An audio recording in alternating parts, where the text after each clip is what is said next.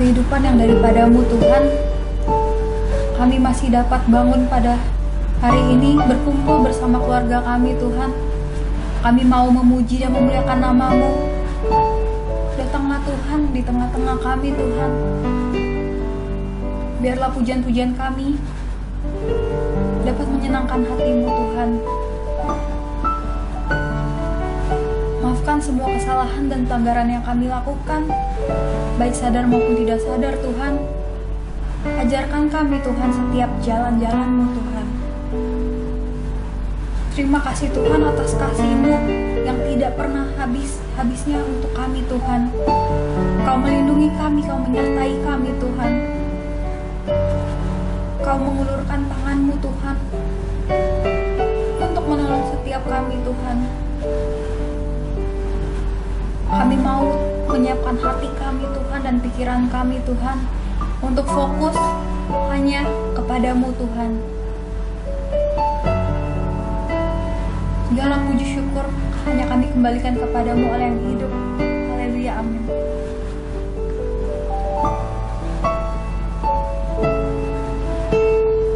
Roh Kudus, Kau hadir di sini. Roh Kudus, ku mengasihimu.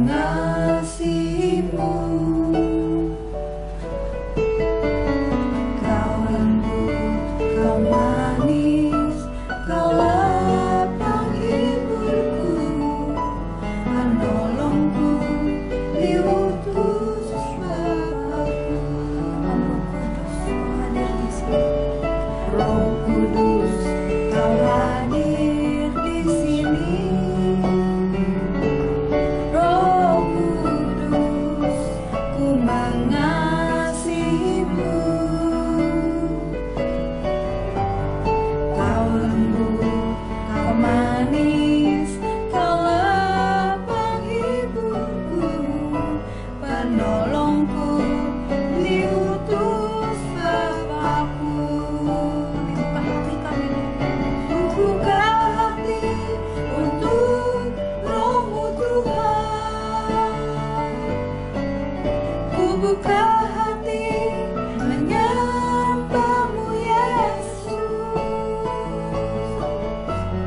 Jamahlah kami, penuhi kami dengan kuasa Allah Maha Tinggi. Mari kita nyanyikan pujian ini dari awal bersama-sama. Roh Kudus, Kau hadir di sini. Roh Kudus, ku mengasihimu.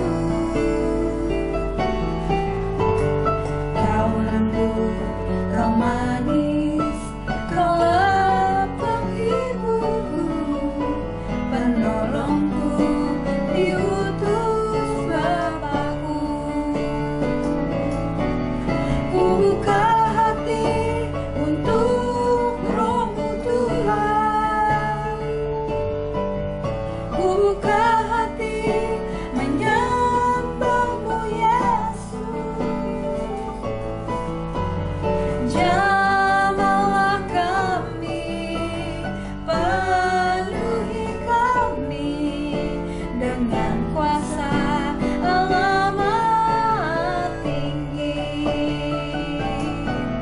Ku buka hati untuk Roh-Mu Tuhan.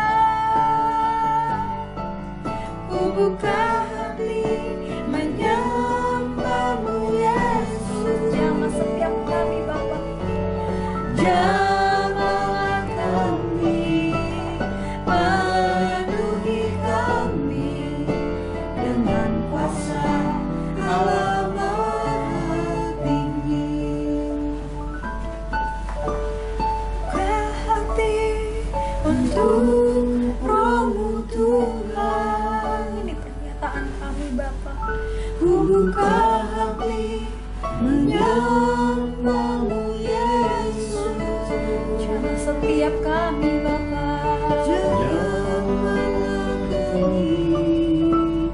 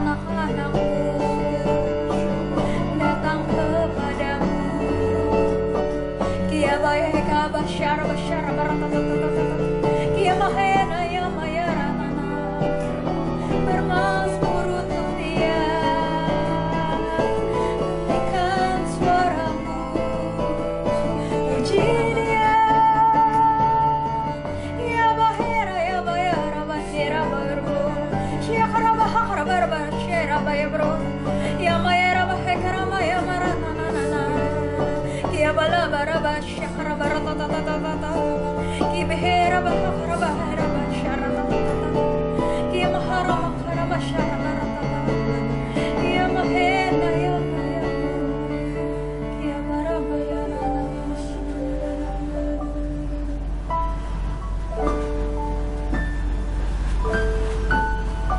Ku buka hati untuk Roh-Mu Tuhan, ku buka hati menyembah-Mu Yesus. Jamalah kami, penuhi kami dengan kuasa Allah Maha Tinggi. Ku buka hati untuk Roh-Mu Tuhan. Kami buka hati, ku buka hati menyembah-Mu Yesus. Jamalah kami, penuhi kami dengan kuasa Allah Maha Tinggi. Jamalah kami, penuhi kami dengan kuasa Allah Maha Tinggi. Jamalah kami, penuhi kami dengan kuasa Allah Maha Tinggi.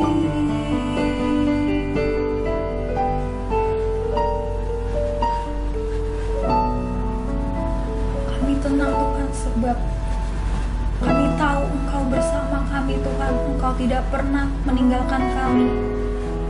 Kami tidak perlu takut akan hari esok. Kami tidak akan takut Tuhan, sebab Engkau selalu beserta kami. Setiap masalah, setiap pergumulan Tuhan, kami percaya Kau akan turun tangan Tuhan. Kau memberikan solusi, Kau memberikan hikmat kepada kami untuk melalui setiap pencobaan, setiap permasalahan hidup yang kami alami Tuhan. Kau yang menjaga kami Tuhan, dari kami kecil hingga saat ini. Kau memelihara kami, tak pernah Kau biarkan kami kelaparan, tak pernah Kau biarkan kami jatuh sampai tergeletak Tuhan. Kau yang menghibur kami Tuhan, Kau juga yang memberkati kami Tuhan. Kami mau menaikkan pujian ini Tuhan sebagai tanda terima kasih kami Tuhan kepadamu.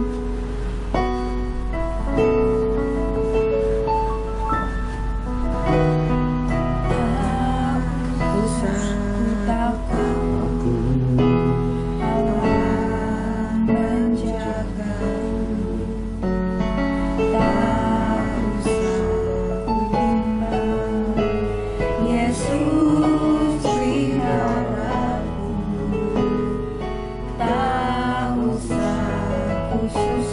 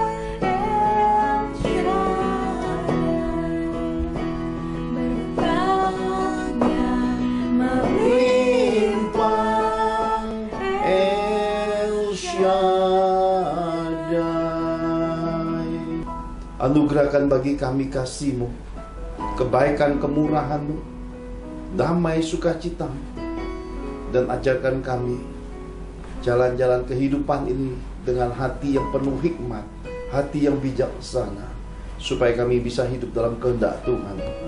Hidup di bumi seperti di sorga, hidup selagi hidup memberkati nama Tuhan, memuliakan Tuhan sepanjang hidup. Anugerahkan kasih-Mu dan semaikan kebenaran benih firman-Mu bagi setiap kami, hingga benih-benih firman-Mu jatuh di tanah hati kami yang subur. Semua berkat kehidupan ini bertumbuh lebat seiring firman-Mu yang jadi bagian pelita hidup kami. Berkati kami semua di dalam nama Tuhan Yesus. Kami telah berdoa dan mengucap syukur. Mari semua kita cinta Tuhan Yesus sama-sama katakan amin. Shalom Bapak Ibu terkasih di dalam Tuhan. Minggu yang lalu kita sudah belajar tentang penyebab dari mertua yang jahat. Kitab suci ternyata menyingkapkan sedia pelajaran kehidupan berkeluarga ini. Mertua-mertua, oleh karena ketidaktaatan kepada Tuhan, oleh karena hidupnya tidak melakukan kehendak Tuhan, roh Tuhan undur. Ketika roh Tuhan undur, roh setan masuk. Kuasa kegelapan menguasai hati para mertua ini, hingga muncul roh iri hati. Roh iri hati membuat seorang mertua jadi kejam, bahkan tega melempar tombak, bahkan tega berkali-kali mengejar mantunya untuk dibunuh. Dan kita sudah belajar tentang kehidupan Raja Saul terhadap mantunya yang bernama Daud. Lalu kita bisa melihat juga bahwa pemicu lain yang membuat mertua menjadi jahat adalah cinta uang dan gila harta. Bahkan seorang Laban bisa 10 kali mengubah aturan perupahan terhadap mantunya, sehingga kita bisa melihat seorang Yakub 20 tahun lebih itu kurang tidur dan menjagai aset mertuanya, sampai pada satu dimensi Tuhan hadir dan mengubah segala sesuatu. Pemisahan pun terjadi. Nah Bapak Ibu terkasih di dalam Tuhan, untuk melengkapi selia perjanjian berkeluarga ini, kita sudah belajar mertua yang jahat, maka kita padankan dengan menantu yang jahat.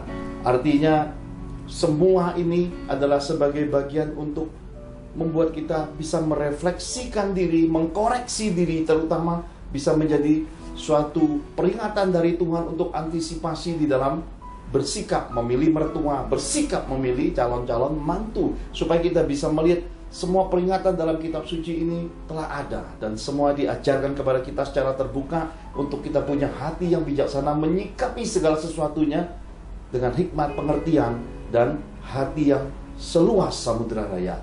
Bapak Ibu terkasih dalam Tuhan, kitab suci menuliskan minimal ada 4 penyebab menantu-menantu jahat. Oleh kita lihat bagian demi bagian yang tertulis dalam kitab suci. Yang pertama, mari kita buka Kejadian 19 ayat 14 sampai yang ke-16. Kejadian 19 ayat 14 sampai 16, demikian firman Tuhan. Keluarlah Lot, lalu berbicara dengan kedua bakal menantunya yang akan kawin dengan kedua anaknya perempuan. Katanya, bangunlah, keluarlah dari tempat ini, sebab Tuhan akan memusnahkan kota ini. Tetapi ia dipandang oleh kedua bakal menantunya itu sebagai orang yang berolok-olok saja. Ketika fajar telah menyingsing, kedua malaikat itu mendesak Lot supaya bersegera. Katanya, bangunlah, bawalah istrimu dan kedua anakmu yang ada di sini, supaya engkau jangan mati lenyap karena kedurjanaan kota ini. Ketika ia berlambat-lambat, maka tangannya, tangan istri dan tangan kedua anaknya dipegang oleh kedua orang itu, sebab Tuhan hendak mengasihani dia. Lalu kedua orang itu menuntunnya keluar kota dan melepaskannya di sana. Amin. Amin. Hal pertama, kitab suci berkata, mantu-mantu ini baru calon, belum mantu, baru calon, belum kawin, sudah meremehkan calon mertua. Jadi ingatan-ingatan akan kedua mantu Lot ini bisa membawa suatu peringatan bagi kita dalam memilih calon mantu, bagi anak-anak kita memilih calon suami atau memilih calon istri. Kalau belum apa-apa sudah meremehkan orang tua, meremehkan calon mertua, segera coret di dalam daftar, segera coret di dalam segala sesuatu yang sebelum terlambat menuju ke kehidupan berkeluarga. Kenapa? Karena mungkin ya Bapak Ibu, ini dicintai anak-anakmu ya, mungkin rajin, ulet ya, mungkin saja mau bantu sana sini, tapi attitude-nya jelek. Kenapa? Meremehkan calon mertua. Karena semua kerajinan, keuletan itu ketika dibawa masuk kepada keselamatan, calon menantu-menantu seperti ini tertinggal, musnahnya di Sodom Gomora. Kitab suci mengingatkan kepada kita orang-orang yang mungkin pintar, ulet, ya, rajin cari uang, tetapi ketika attitude-nya buruk untuk masuk di dunia Tuhan, dunia keselamatan, nggak sampai. Kenapa? Karena masuknya pada dimensi olok-olok, hanya sampai Sodom Gomora. Perkara tentang Tuhan tidak masuk di dalam hidup mereka. Mereka hanya terbius pada cinta uang, ngejar uang, kerja uang, kerjanya cari uang, dan seluruh hidupnya uang. Dan kita bisa melihat calon mantu-mantu begini kalau sudah ternyata terburu-buru dan sudah nggak bisa dihindari masuk dalam kehidupan berkeluarga, Bapak Ibu akan menemukan mantu-mantu seperti ini sulit untuk masuk di dunia Tuhan, sulit untuk masuk dimensi Roh Kudus, sulit untuk bicara karunia-karunia roh, dan mereka selalu pada satu dimensi hanya tapalnya baik saja, mantu baik saja. Tetapi kalau kita buka lebih dalam, ada banyak sekali kebiasaan-kebiasaan hidupnya. Kenapa?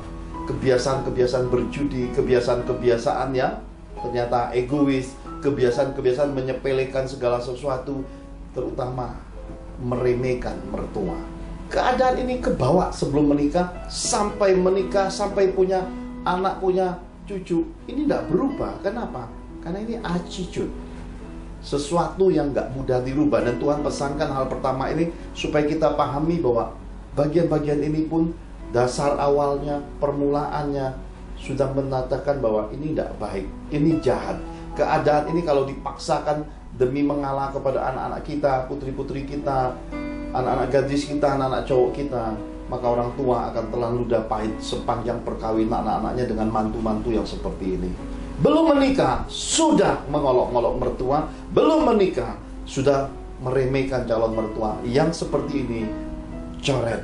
Kenapa? Tidak layak masuk dalam kehidupan berkeluarga, karena engkau sudah membina anak-anakmu, mengajarkan hidup takut akan Tuhan, kau sudah meluruskan jalan hidup anak-anakmu. Semua itu teramat berharga daripada dicampuri masuk sesuatu yang kamir, yang kitab suci ingatkan bahwa ini berakhirnya di Sodom Gomora. Kenapa? Attitude yang buruk, sikap perilaku yang meremehkan calon mertua ini tidak mencapai keselamatan yang dari Tuhan, dan ini game over sampai Sodom dan Gomora. Mari kita lihat bagian yang kedua, Hosea 4 ayat 11 sampai yang ke-13. Hosea 4 ayat 11 sampai 13. Beginilah firman Tuhan. Anggur dan air anggur menghilangkan daya pikir. Umatku bertanya kepada pohonnya, dan tongkatnya akan memberitahu kepadanya. Sebab roh perzinahan menyesatkan mereka, dan mereka berzina meninggalkan Allah mereka. Mereka mempersembahkan korban di puncak gunung-gunung dan membakar korban di atas bukit-bukit, di bawah pohon besar dan pohon hawar dan pohon rimbun, sebab naungannya baik. Itulah sebabnya anak-anakmu perempuan berzina dan menantumu perempuan bersundal. Amin. Amin. Nabi Hosea peringatkan hal yang kedua, yaitu mantu-mantu suka mabok, gemar hidup dalam dosa, dan bersundal. Ini satu peringatan keras bahwa jenis dosa yang seperti ini sebelum menikah, sampai menikah, bahkan sampai beranak cucu, belum tentu sembuh. Karena penyakit yang namanya mabok, gemar menikmati kehidupan dosa dan bersundal ini bisa kambuhan. Karena itu Bapak Ibu, dosa ini, dosa yang dari dalam diri manusia, butuh anugerah, butuh melepaskan dan butuh memikul salib dan mencapai kasih Yesus yang sempurna, baru mengalami terobosan. Karena mabok itu terikat, narkoba itu terikat, main perempuan itu terikat, berzina itu terikat, dan itu selalu berakhirnya pada kehancuran hidup. Karena itulah Tuhan ingatkan bahwa untuk mendapatkan mantu-mantu seperti ini, selektif dan periksa sejak awal. Kenapa? Karena semua buah daripada kehidupan yang suka mabuk, pesta pora, menikmati dosa dan bersundal dan berzina itu selalu membawa kejahatan dalam kehidupan berkeluarga.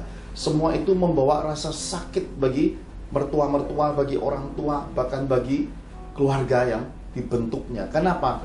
Karena ini terus terjadi berulang-ulang penyakit seperti ini. Dan ini dimulainya dari masa muda, di mana mereka tidak punya figur orang tua, mereka kehilangan figur orang tua, mereka tidak punya figur Tuhan, dan mereka tidak menemukan imago Dei Tuhan. Maka semua yang dari manusia sudah terhilang, yang dari Tuhan tidak ketemu. Maka yang terbentuk adalah ya ini, persoalan keluarga. Inilah polemiknya yang membuat ada banyak orang memulai hubungan berkeluarga dari percintaan yang tulus, ternyata baru jalan beberapa bulan, baru jalan beberapa waktu, mungkin hanya hitungan tahun, sudah tenggelam kapal berkeluarganya. Kenapa? Karena salah satu dari pasangan hidup gak tahan melihat kelakuannya, mabok, gak pernah kerja, mabok ngambil uang keluarga, mabok ngabisin uang keluarga, pesta pora, main perempuan, berzina, selingkuh, nyeleweng, isinya rumah tangga nggak jauh dari kebun binatang, pertengkaran, pecekcokan, dan tidak ada habis-habisnya. Pak Pendeta, apakah yang bagian kedua ini bisa dipulihkan? Bisa. Bagaimana caranya Pak Pendeta? Temukan mentor-mentor yang jadi teladan dan beri dirimu untuk dibentuk dengan cara Tuhan. Ya, sekali lagi saya berkata, berilah dirimu dibentuk dengan cara Tuhan, bukan caramu. Karena caramu itu sekarangmu, pengertianmu, mau-maunya kamu, dan kamu merasa dirimu tidak masalah karena kamu merasa dirimu orang paling bijak di dunia. Padahal kamu adalah manusia paling banyak penyakit dosanya, menghancurkan keluarga sendiri dan menyakiti orang yang kau cintai. Tapi engkau menganggap semua baik-baik. Ini suatu kesesatan hidup lewat kejiwaan. Karena itulah, kalau engkau mau sembuh, mau pulih, dapatkan mentor rohani yang ada Tuhannya, di mana kuasa supranatural, karunia roh dan kuasa roh bekerja, dan kau harus memberi dirimu untuk submission, penundukan diri totally, ya, total penundukan diri, total dibentuk Tuhan, dan kau akan melihat manusia baru muncul dari dalam dirimu. Dan ini perlu kerjasama antara mentor rohani dengan keluarga. Karena itulah, ini hal yang gak mudah. Daripada sudah penyakitan, sudah hancur-hancuran baru mau diobati, lebih baik dari awal diperiksa ulang.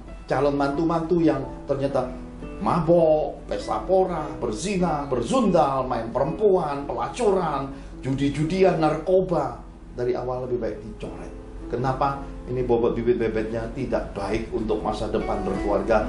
Yang seperti ini kelasnya adalah bebek-bebek yang main lumpur, dan selama jadi bebek sulit ditransformasi jadi Raja Wali. Kenapa? Karena habitnya dari awal, kebiasaan buruknya sudah membuat hidupnya terikat, dan terikatnya ini terikat sampai mati.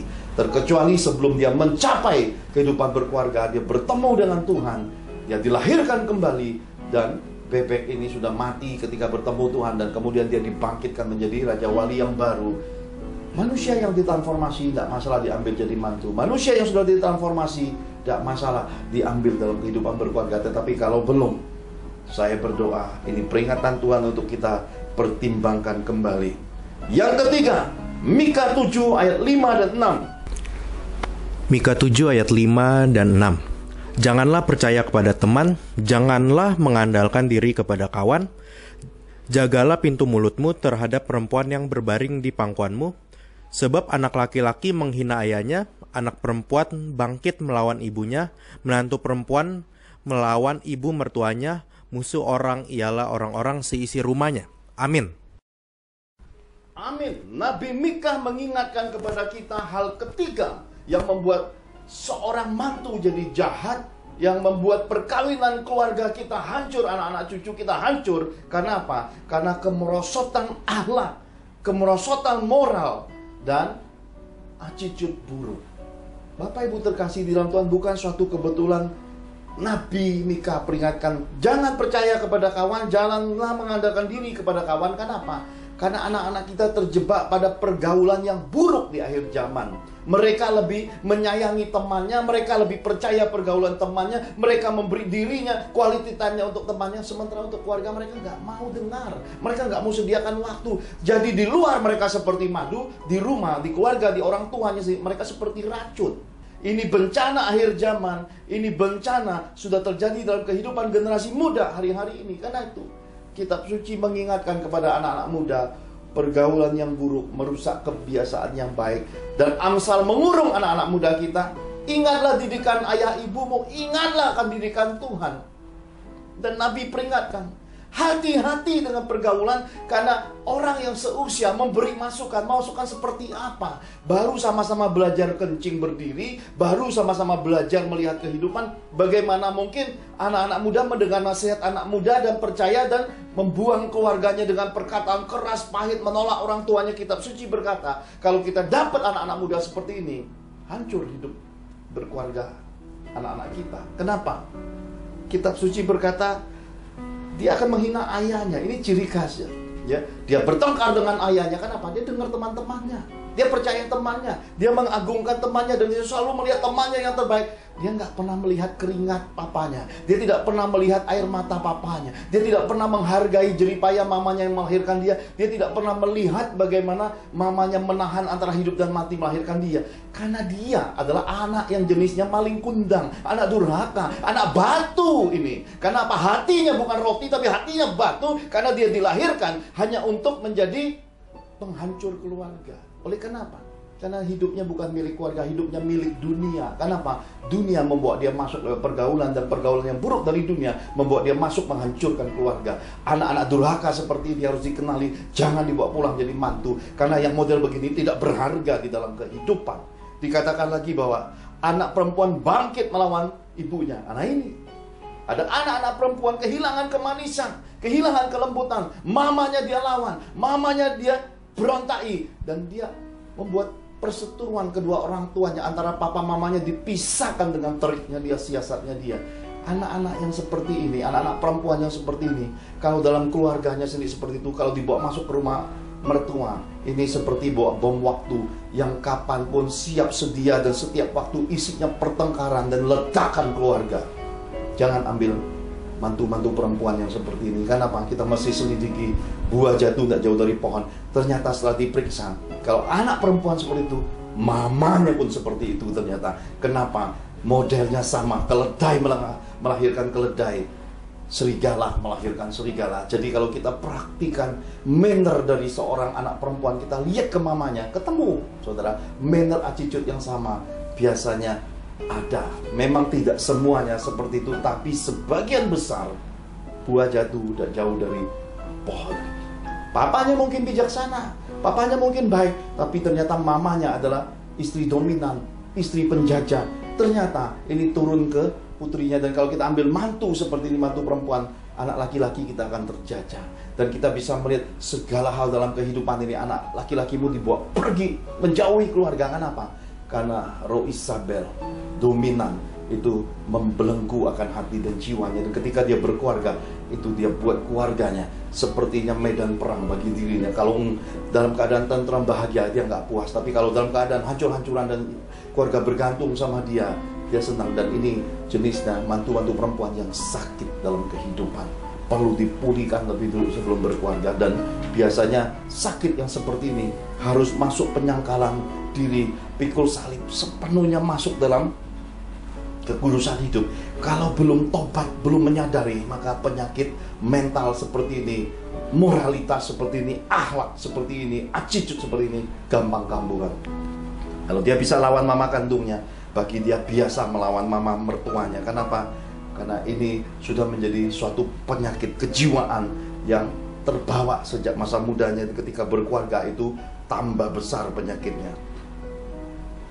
Kemudian dikatakan musuh orang seisi rumah. Keadaan ini yang membuat porak-poranda. Karena itulah keluarga-keluarga yang dalam Tuhan, yang telah mengajarkan anak-anak hidup takut akan Tuhan, mengajarkan jalan kasih, jalan iman, jalan pengharapan, harus waspada dan hati-hati memilih jodoh. Serial berkeluarga ini mengajarkan untuk kita memfilter semua, supaya kita jangan bawa laki-laki asing, jangan bawa perempuan asing. Maksudnya asing bukan orang asing, saudara, tetapi roh yang asing masuk di keluarga. Suatu keadaan roh dunia, nafsu manusia, dan setan-setan di mana roh-roh asing ini menghancurkan kebahagiaan keluarga, menghancurkan tatanan berkeluarga, menghancurkan bakti seorang anak kepada orang tua. Kenapa? Lebih membela istrinya, lebih membela suaminya. Akhirnya keadaan pahit mendera keluarga dan kutuk masuk lewat roh asing ini. Karena itu Tuhan pesankan yang ketiga ini penting untuk kita lewat pesan Nabi Mika ini. Kemerosotan akhlak, kemerosotan moral, kemerosotan attitude yang buruk menjadi pemicu daripada mantu-mantu menjadi jahat dalam kehidupan ini. Yang keempat, yang terakhir, Lukas 12 ayat 49 sampai yang ke-53. Injil Lukas 12 ayat 49 sampai 53, demikian firman Tuhan. Aku datang untuk melemparkan api ke bumi, dan betapakah aku harapkan api itu telah menyala. Aku harus menerima baptisan, dan betapakah susahnya hatiku sebelum hal itu berlangsung. Kamu menyangka bahwa aku datang untuk membawa damai di atas bumi? Bukan, kataku kepadamu, bukan damai, melainkan pertentangan. Karena mulai dari sekarang akan ada pertentangan antara 5 orang di dalam satu rumah, 3 melawan 2, dan 2 melawan 3.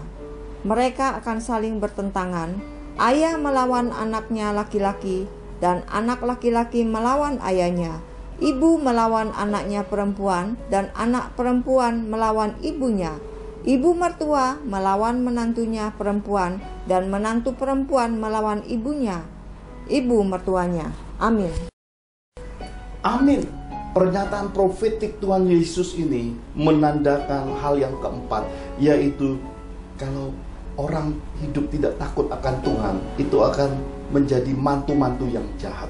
Seseorang yang tidak memiliki hidup takut akan Tuhan itu seperti keadaan di mana kehidupan makanan, masakan tanpa garam. Yesus berkata, kamu adalah terang dan garam kehidupan. Jadi kalau kita tidak memiliki terang dan garam kehidupan, hidup ini hambar, dan semua yang hambar itu akan menimbulkan pertengkaran.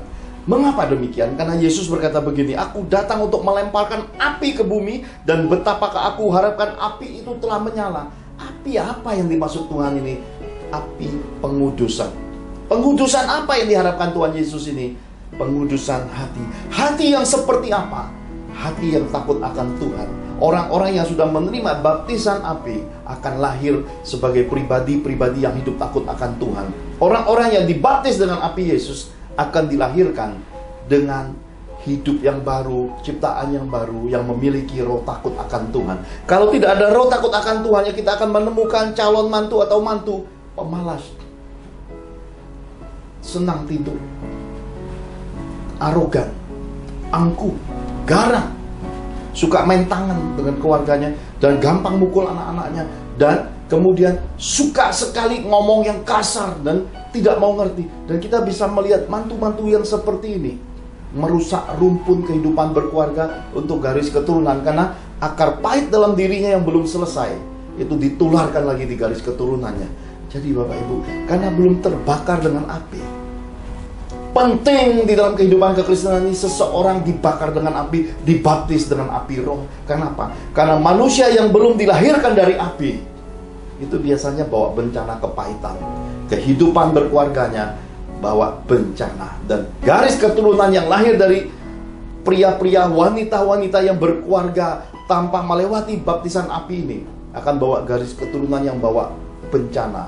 Bencana kepahitan, bencana kutuk, bencana kemiskinan, bencana perceraian, bencana kematian, dan berbagai-bagai bencana ikut masuk di dalam hidup mereka. Oleh karena apa?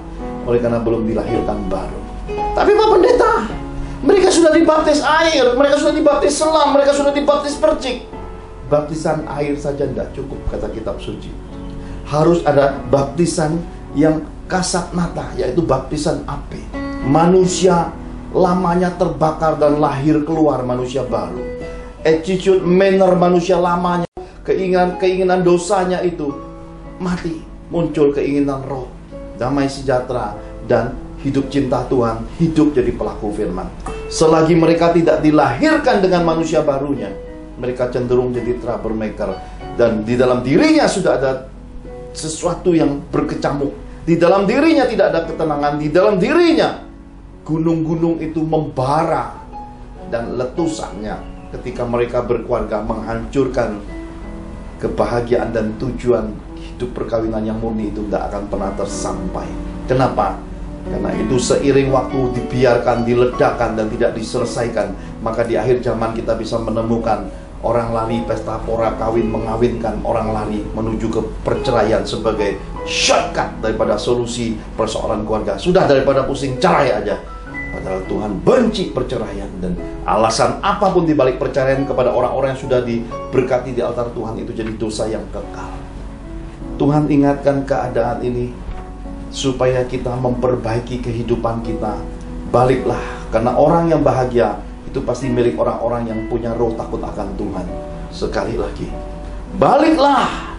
Orang-orang yang bahagia itu hanya milik orang-orang yang memiliki roh takut akan Tuhan. Ini kunci yang Tuhan ajarkan kepada setiap kita, supaya kita memahami bahwa inilah dasar mengapa keluargamu belum berbahagia, mengapa mantu-mantumu masih kurang ajar, mantu-mantumu tidak mengasihimu, mengapa mantu-mantumu masih lari pergi. Oleh karena kesepadanan hidup ini belum mencapai sesuai dengan tatanan kitab suci, sesuai dengan kehendak Tuhan. Berbalik lagi pada kasih Yesus semula. Beri mentor-mentor rohanimu membimbing engkau untuk membentuk tatanan hidup berkeluarga yang baru, membentuk kehidupan tatanan yang membuka suatu pintu kemerdekaan di mana roh akan menuntun engkau dan kasih mendasari setiap tindakan dan keputusanmu. Keluargamu, orang-orang dekatmu mulai bisa melihat, oh, berbeda sekarang. Oleh karena apa? Oleh karena Tuhan yang terpuji masuk lewat bimbingan mentor rohani yang terpuji, ketulusan kasih kemuliaan mendasari, maka langkah kakimu mengikuti jejak kaki Tuhan yang berlemah. Ada kebahagiaan, ada kelimpahan, dan ada sukacita damai sejahtera, dan ada kerinduan hidup jadi berkat bagi banyak orang, bukan hanya bagi keluarga semata, tapi berkat bagi banyak orang dan hidup untuk memuliakan Tuhan. Ketika semua ini mencapai daripada kualitas, mencapai dimensi hidup berkeluarga dalam perkenanan Tuhan, kita bisa melihat keadaan hidup transformasi. Keluarga-keluarga yang hidup berkenan melahirkan garis keturunan orang-orang terpuji, orang-orang perkasa, orang-orang kenamaan, orang-orang yang menggenapi kitab suci, yang akan memberi hutang kepada bangsa-bangsa, orang-orang setiawan, bangsawan surga. Kaum ningrat surgawi ini dilahirkan oleh keluarga-keluarga yang memahami akan kodrati hidupnya sebagai orang-orang yang sudah lahir baru, hidup takut akan Tuhan, kehendak Tuhan, dan kasih mendasari hidup mereka. Haleluya. Nah, Bapak Ibu terkasih di dalam Tuhan, mengagetkan memang 2 serial tentang mertua yang jahat, dan hari ini tentang menantu yang jahat ini. Segala sesuatu belum terlambat selagi ada Tuhan. Pintu-pintu terobosan sebagaimana Tuhan berkata, tahun ini sejak September bulan lalu merupakan tahun pedalet, pintu-pintu Tuhan terbuka. Capai pintu terobosan hidup berkeluarga bagi mantu-mantumu, bagi anak-anakmu. Capai kehidupan berkeluarga yang mengalami terobosan untuk dirimu, untuk keluargamu. Capai dan minta dari Tuhan orang-orang yang sanggup membimbing engkau melewati bagian demi bagian yang memang tidak mudah, tetapi bersama Tuhan. Katakan sama-sama, dalam Yesus tidak ada yang mustahil. Dalam Yesus pasti ada mukjizat. Bersama Yesus pasti keluarga dipulihkan, dan ada Yesus pasti ada kebahagiaan hidup. Haleluya. Kita tutup ibadah hari ini. Pastor William akan tutup dengan doa-doa untuk kita menerima berkat-berkat Bapak Surga. Mari kita angkat kedua tangan kita sama-sama di hadapan Tuhan. Bapak Ibu terkasih dalam Tuhan, kita telah dicerahkan part 23 serial pelajaran berkeluarga tentang menantu yang jahat. Tuhan pesankan paling sedikit 4 hal ini. Pertama, belum kawin sudah meremehkan calon mertua. Kedua, suka mabok dan bersundal. Ketiga, terjadinya kemerosotan akhlak ketika seseorang menantu dengan attitude yang buruk. Yang keempat dan yang terakhir, seorang menantu tidak hidup takut akan Tuhan. Perbuatan tidak takut Tuhan adalah pemalas, kasar, garang, perbuatan-perbuatan dosa di hidupnya, suka kekerasan, omongannya penuh kepahitan, dan menelantarkan anak istrinya. Dari keempat hal ini, umat Tuhan akan menemukan sikap dan cara hidup seorang menantu yang tidak terpuji dan bisa dikatakan sebagai menantu yang jahat. Mari kita satu dalam doa dan menerima berkat-berkat Bapa Surgawi. Dalam nama Tuhan Yesus Kristus, terbukalah tingkap-tingkap langit, semua taburan benih dan ketaatan hidup kita beroleh kegenapan firman-Nya. Kita menabur dan menuai, kita dipeliharanya, kita dibelanya, kita disertainya, dan kita diberkatinya. Maka tercurahlah berkat Bapa Sorgawi, engkau akan terus naik dan tidak menjadi turun. Engkau akan menjadi kepala dan bukan ekor, adonanmu, lumbung-lumbungmu, rekening bank dan kas keuanganmu diisi Tuhan penuh. Berkat bangsa-bangsa pun masuk dalam kapasitas hidupmu. Diberkatilah keluargamu, diberkatilah karir bisnismu, diberkatilah studimu, dan diberkatilah pelayananmu. Dalam anugerah Tuhan Yesus, maka engkau beserta keluargamu akan menerima kasih karunia, kesehatan, keberuntungan, berkat 5 roti 2 ikan, pelipat kali gandaan berkat, jawaban doa, berkat terobosan ekonomi, dan mujizat-mujizatnya yang ajaib. Dalam Roh Kudus, maka engkau beserta keluargamu termaterai hidup di bumi seperti di sorga. Kita terima berkat-berkat sorgawi ini dalam nama Tuhan Yesus. Sama-sama kita katakan amin.